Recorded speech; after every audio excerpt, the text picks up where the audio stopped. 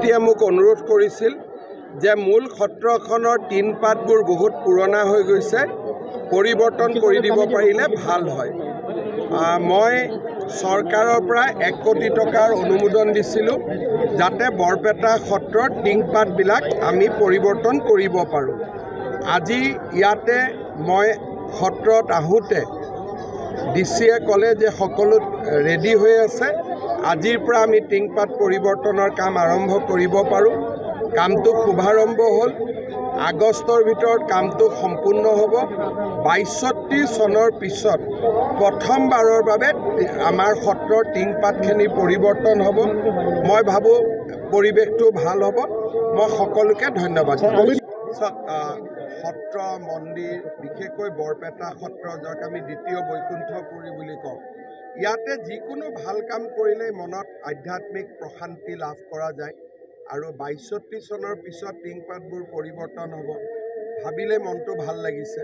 গতিকে মই ভাবোঁ যে সুকলমে যাতে গুৰু দুজনৰ আশীৰ্বাদত এই পাটবাউসী প্ৰকল্প আমি আগষ্টৰ শেষত নহ'লে ছেপ্টেম্বৰৰ প্ৰথমত আৰম্ভ কৰিম। বাকী কাম আৰম্ভ কৰিছোঁ, চব ৰেডি হৈ আছে।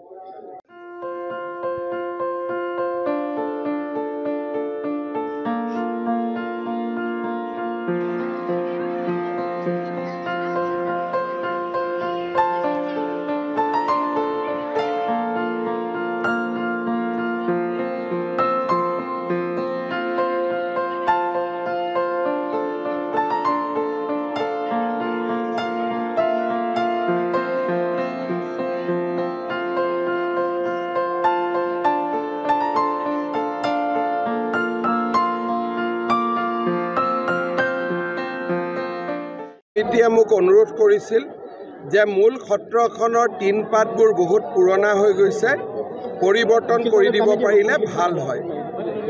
মই চৰকাৰৰ পৰা 1 কোটি টকাৰ অনুমোদন দিছিলোঁ যাতে বৰপেটা সত্ৰৰ টিংপাতবিলাক আমি পৰিৱৰ্তন কৰিব পাৰোঁ।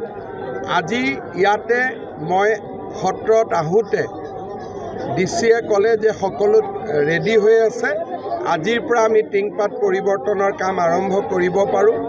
কামটো শুভাৰম্ভ হ'ল, আগষ্টৰ ভিতৰত কামটো সম্পূৰ্ণ হ'ব। ৬২ চনৰ পিছত প্ৰথমবাৰৰ বাবে আমাৰ সত্ৰৰ টিংপাতখিনি পৰিৱৰ্তন হ'ব। মই ভাবোঁ পৰিৱেশটো ভাল হ'ব। মই সকলোকে ধন্যবাদ জনাইছোঁ। সত্ৰ মন্দিৰ, বিশেষকৈ বৰপেটা সত্ৰ, যাক আমি দ্বিতীয় বৈকুণ্ঠপুৰী বুলি কওঁ, ইয়াতে যিকোনো ভাল কাম কৰিলেই মনত আধ্যাত্মিক প্ৰশান্তি লাভ কৰা যায়। আৰু ৬২ চনৰ পিছত টিংপাতবোৰ পৰিৱৰ্তন হ'ব, ভাবিলে মনটো ভাল লাগিছে।